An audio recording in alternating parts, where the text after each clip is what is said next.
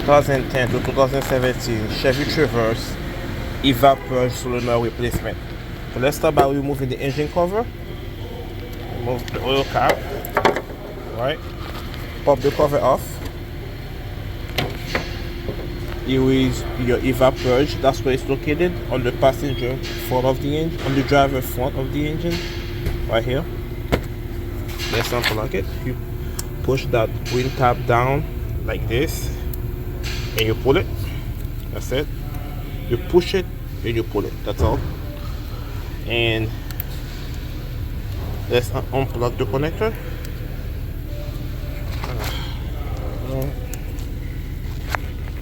To unplug it, you can use a little pocket screwdriver.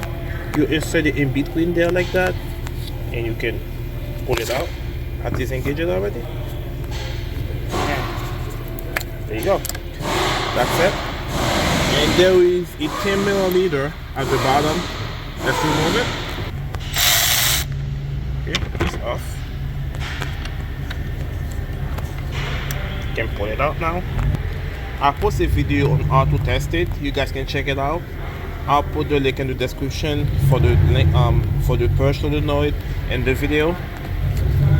Let's put the new one in. Here is the new one. Hey, look, I got to go to the older one. Let's put it in. There you go. The new one is in. Let's put the lines in. There you go. You clip it on, and the connector, and that's it. That's how we do it, guys. Thanks for watching. See you on the next one. Don't forget to check the video out on how to test it before you replace it. Alright, thanks for watching.